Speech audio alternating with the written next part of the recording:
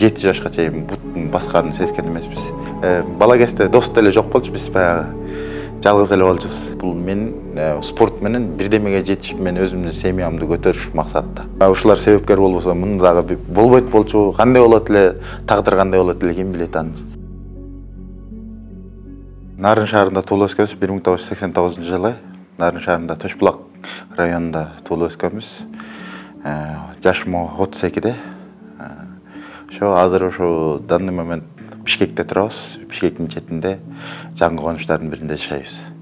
Балалык кандай десем, кара эшектин үстүндө өткөн десек болот. Кара эшектин үстүндө өттү балалыгыбыз.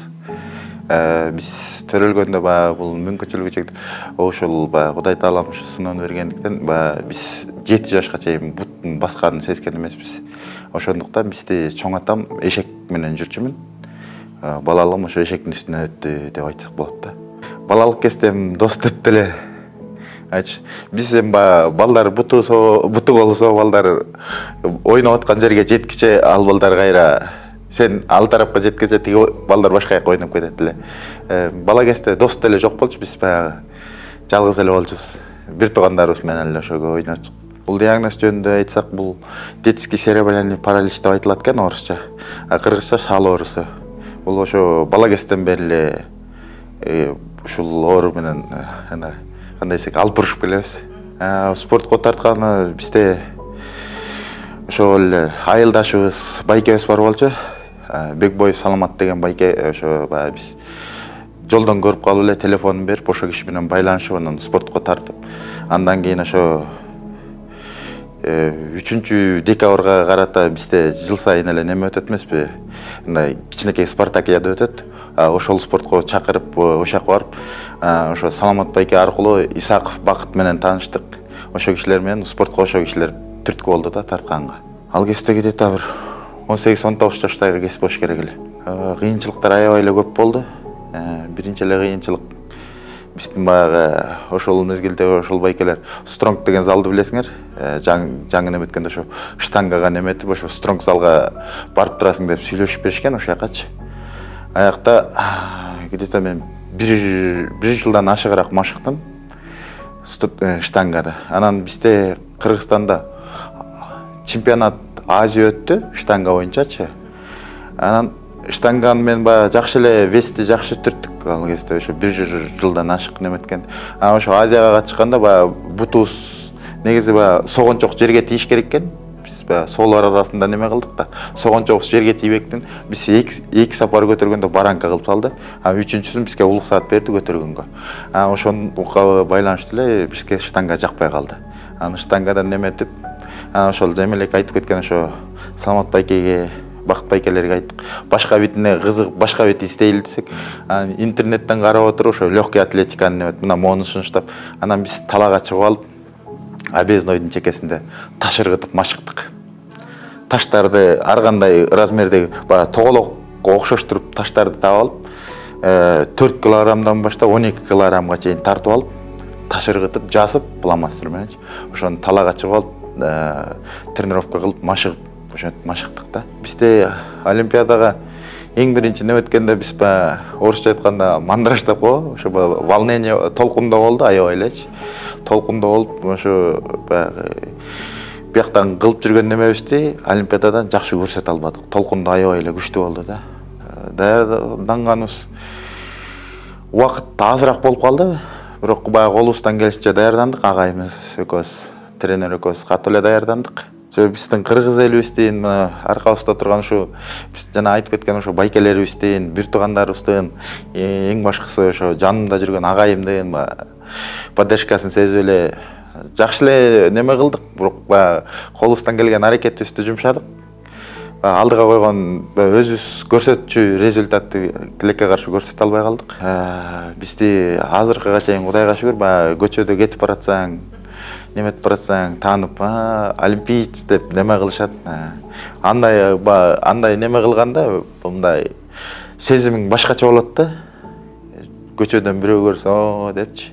Өзүңдүн толкундуң башкача болот. Бизге социальный тармактардан кайрылуу болгон жок. Биз ошо лицензия утуп келген мезгилде бизди ошо агаларыбыз бар эле. Ошол байкелер биздин номерибизди ошо Facebook менен Instagramга жүктөгөн болчу. Ошол аркылуу чалуу болушту. Аргасы баягы жете областан чалышты, неме кылып. Байке сизге кантип жолуксак болот, сиз жасаган немелерди биз кантип жасасак болот деп. Анан ошо Кочкордон эле бир бала бар болчу, Кочкордон. Ал 4-көр больница жакта баягы жанагы немеге жатып ошактан таанышып калгам ал бала менен. Ал бала менен азыркы убакка чейин байланышыбыз бар. Анан ошол баланы биз ичтип тренерибизге алып бардык салга. Бир көрүп, анан ал бала кызыкты чындыгындачы. Анан баягы семьясы, бир туугандары, эн атасы айткан экен да, сен ал жакта жашай турган орун жок болгондуктан ал балага спортко кызыкпай эле кой дегендей чектөө коюп коюптур да. Эртең менен үйдөн негизи 7:30-8-дерде чыгабыз. Электромобиль менен кантка жетип баргыча где-то 1,5 саат убакыт кетет. Барып, андан кийин саат 12:30-1ге чейин машыгабыз. Анан кайра кайтып келебиз артка. Мотивация ким берет десек, мурун баягы неме кылганда негизи башкаларды көрүп мен башкалардан айырмалангым келчү да. Азыр данный момент бул мен спорт менен бирдемеге жетишип, мен өзүмдүн семьямды көтөрүш максатта. Ошол мага аябай катуу түрткү берет. Вот ушундай случай бизде Швейцарияда болду. Күлкүлүү десек да болот, бир чети өкүнүчтүү десек да болот. Биз биринчи ыргытканыбызда баягы результатыбызды ошол жактан жакшы көрсөтөбүз деп ыргытканыбызда ошол жактагы баягы уюштуруучулардын биздин жаныбызда жүргөн, мындайча айтканда волонтер деп коет экен, ошолордун ошибкасы болуп калды. Бизге 3 килограммдык ядрону берип коюптур. Биз неме этпей туруп ыргытып, биздин ыргыткан убактыбыз бүткөндөн кийин кайра повторно ыргыттырды да. Анан жаан жап баштады. Аябай шатыратып жаан жап баштады. Баягы ядрону ыргытканда өмүрүмдө мен 2 метрге ыргыттым. Биринчи сапар. 4 килограммдык ядро 2 метрге түшүп калды. Мен азыр спортто жыйынтыктайм деген оюм жок. Кудай буйрса колман келишинче бул чөйрөдө көп кармалып, жакшы результаттарды көрсөтүп, дагы деле алдыга койгон максатым ошо олимпийский чемпион болуш. Кудайым буйрса ошо олимпийский чемпион болсом, анан өзүм билген нерсени башка балдарга мурас катары калтырып, үйрөтүп кетсем деген нерсе. Ошол максатым меники. Эң биринчи маселеси эле бул жол маселеси. Жол маселеси, мисалы үчүн, анан залдарга кирүүгө мүмкүн эмес да. Орусча айтканда недоступно. Оңой менен кире албайсың. Мисалы үчүн, мен Кудайга шүгүр таяк таянып басып жүрсөм да, меники мисалы үчүн көп жерлерге өзүбүздүн немебиз менен кирип кетебиз. 2 балдакчам бар, коляскада жүргөн балдар бар, аларга кириш аябай эле кыйын да. Элементарный эле пандус жок. Тепкичке барганда деле такалат да болду. Кенеде алдынан семент чыкса болду, такалат ошого эле барып. Кыргызстанда жеке эле паралимпийец эмес, мүмкүнчүлүгү чектелген адамдарга эле условия жок. Элементарный күнүмдүк жашап аткан жашабаганда условия жок.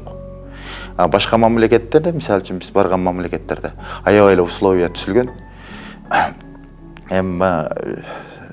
Неме катары айтып кетсем, мына Германия ошол эле биздин эле соседний Казакстанда кандай деген условиялар түзүлгөн. Алар спокойно жүрө алат. Көчөдө да жөн эле жүрө алышат. Бизде андай условия жок. Мисалы үчүн спорт жагынан мен билгенден 2 эле мамлекет артта да. Дүйнө жүзү боюнча бул Кыргызстан менен Тажикстан. Спорттон биз ушу именно пара спорттон Кыргызстан жарым кылымга артта калган десем жаңылышпайм. Жарым кылымга артта калган да. Салыштырмалуу башка мамлекеттерге салыштырмалуу. Биздин кыялыбыз ошо азыр кыялыбыз да, максатыбыз да ошол болуп калды. Биздин 2 уулубуз бар, ошол 2 уулубузду биз көргөн кыйынчылыктарды көрбөй, жакшы өссө, ошолорго жакшы тарбия берип, келечекте Кыргыз элине кереги тийген балдардан болсо чоңойтсом деген кыялым бар да. Биз баягы балаларыбызды эми биздин жолубузду жолдойбуз деген тураткан болсо, азыр мисалы үчүн Кыргызстанда күрөш аябай өнүккөн, неме соолор арасында деп айталы. Соолор арасында күрөш өнүккөн. Элдин баары кызыгат күрөшкө. Биз жок, жеке эле күрөшкө эмес, башка видтерин дагы мындай немесиш керек да. Элге даңазылап өркүндөтүш керек. Мен башка тармакты танда демекчимин, ошо балам. Башка тармактагы немелерге, тренерлерге өзүм жетелеп бармакмын. Мен өзүм негизи колон өрчкө кызыгам. Үйдө отуруп алып бирдемелерди жазайм. Өзүмө керектүү нерселерди тактайдан, темирден дегендей жазай калабыз. Спорттон кыйынчылыктар көп болот. Ошо кыйынчылыктарды жеңе билиш керек. Спортко туруштук бергенди билиш керек. Алдыда аябай деген кыйынчылыктар болот. Ошолордон качпаш керек. Ошолорду жеңе билиш керек. Анан шакирттин, тренерин угуп, ошо тренерин айтканынан чыкпаса эле, ар бир бала ийгиликке жетет деп айтмакчымын. Ар бир адамдын ийгиликке жетиш же ийгиликтен кайтыш өз колунда. Тагдырына түздү алыш да өз колунда да, ар бир адамдын. Эми баягы спортчу бул паралимпист деп айтып калдыңыз, баягы мүмкүнчүлүгү чектелген балдар, булар көбүнчө балдар, мен билгенден. Көбүнчө балдар, кыздар, булар төрөлгөндөн, мен мисалы үчүн мен өзүмдү пример катары айтсам, алдына койгон максатына жете билиш, өжөрлүк аябай күчтүү болот. Ошол нерсени бекем карманыш керек да. Не демекчисиң, спортко баягы жаңы келе турган, көбүнчөсү баягы азыр негизгиси ушу паралимпийский спортту телевидениядан мына быйыл особенно көп чагылдырып баштады. Биз неме этип келгенден кийин башка балдарды дагы неме кылып, ошол бизди көрүп алып көп мотивация алып аткан айыл жергесинде жашаган немелерге ошолорго айтмакчымын. Эң ата негизи неме дейт да, бала инвалид мүмкүнчүлүгү чектелип, инвалид болуп төрөлгөндөн кийин бул бала үйдө эле отурса, бир туугандарына же башка жанындагыларга залакасы тийбей эле өзү менен өзү болсо дейт да. Ошо өзү менен өзү болуш үчүн ал балага мындай, кандай десем, убакыт бөлүш керек, анан свободно коюш керек да, орусча айтмакчы. Кененчилик берсе, ал балдар өзлөрүнүн өнөрүн көрсөтө алат да. Ошолорго условия түзүп бериш керек. Ошолорго айтып кетмекчимин, ошо эне аталарыңарды неме кылгыла, ошо эне аталарыңарга да бир ооз айткыла. Менде деле раматылык атам тирүү кезде атам колдоп кошточу. Жаңы ошо спортко келгенде бизге атам дагы апам дагы каршы чыккан. Эмне кыласың аны? Өзүң ден соолугуң мындай болсо, сен барып келишиң кыйын болот. Немелериң кыйын болот депчи. Аны тыштап эле кой деген. Мен жок деп көкпеттиктен бул нерсеге азыр Кудайга шүгүр мына ушул даражага жетип отурам. Ошо анан мен мүмкүнчүлүктөн пайдаланып ошо мени колдоп, ошо мени коштоп жүргөн байкелерге, жана айтып кеткен эле Саламат байкеге, Исаков байке, Данияр байке, анан өзүм агайым Алмаз Абирович агайыма чоң рахмат айтмакмын. Ушулардын аркасы менен ушул ийгиликтерге жетип отурам. Ушулар себепкер болбосо, муну дагы болбойт болчу. Кандай болот эле, тагдыр кандай болот эле, ким билет аны. Ошо кыргыз элим баарыңар аман болгула, ден соолукта болгула деп айтмакчымын. Ошо биринчи байлык ошо ден соолук.